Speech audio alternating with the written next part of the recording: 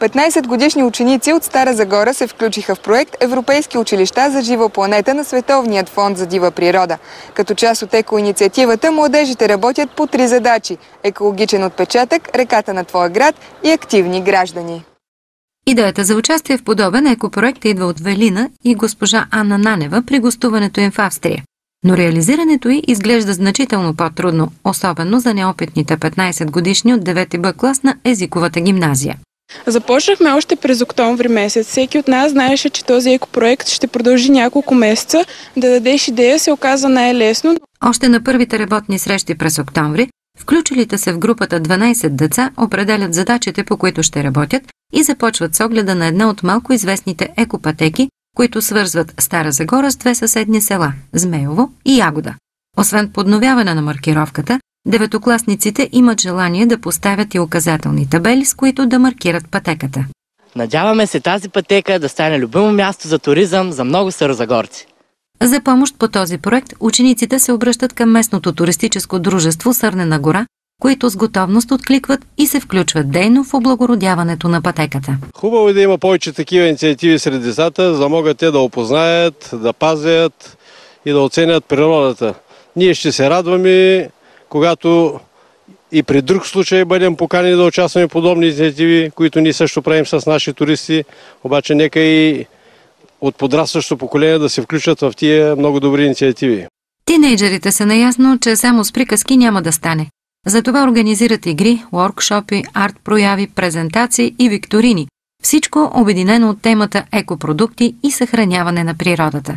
Развлекателната част ще се състои в събота, 16 април на бадминтон игрищата в парка Язмото, когато ще бъде връчена и специалната награда – велосипед за най-добра постна рецепта. Вече имаме над 50 рецепти на нашия уебсайт. Всеки желаещ може да се включи, независимо в кой край на България се намира. Пред 15-годишните гимназисти предстои още една важна задача – да покрият норматива за активни граждани, който включва почистване и облагородяване на река Бедечка, която минава през един от символите на града – парк Загорка. Паркът заема площ от 1060 декара и е залесен през 1958 година. В него се намира стария чинар на възраст около 500 години, обявен за природна забележителност. Паркът е любимо място за разходка на много от гражданите на Стара Загора, които със сигурност са забелязали какво е състоянието на тревните и водните площи в момента. Често ли идвате на езеро Загорка? Почти всеки ден. Може да се каже, тъй като разхождам моя приятел. Не много често, откакто се затопли времето за разходки. Често ли идвате на езеро Загорка? Често, не живеем близо тук. Всяка сутрин.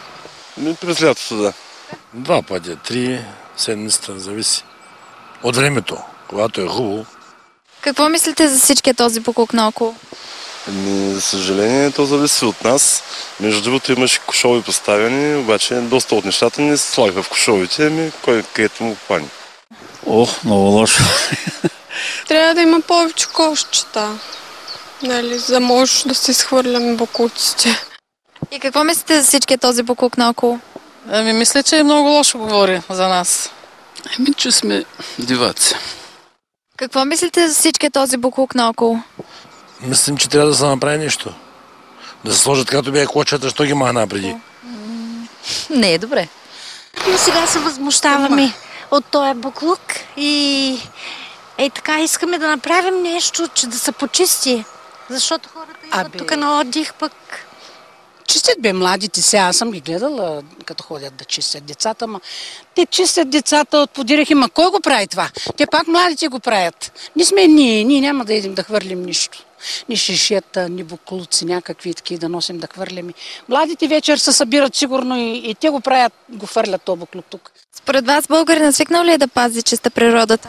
Не, въобще тази работа не му се отдава въобще на българина.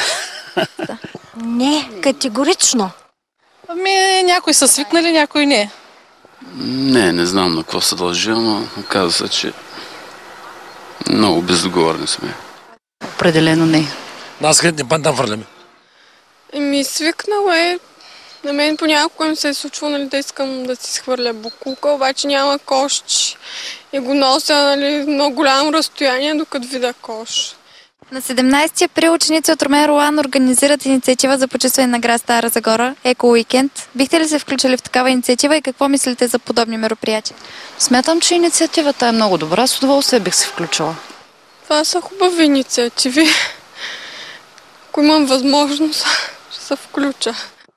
Инициативата е много хубава и с удоволствие бих се включила. И ще се включа. Сигурно. Ами да. Щом наземат някъде да назаведат, иначе ако и някъде е по-надалече. С удоволствие, стига да има време.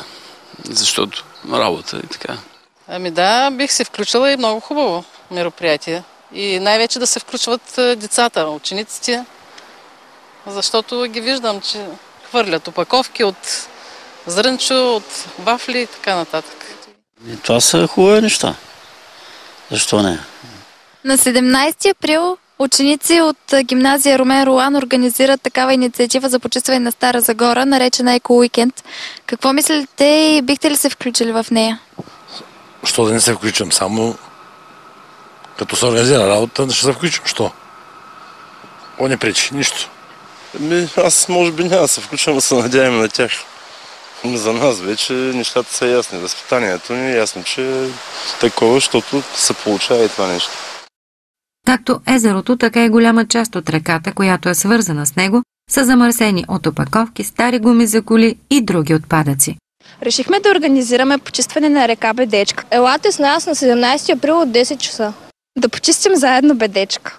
Включете се в Еко Уикенд Стара Загора! Заедно можем да направим нашия град много по-красив.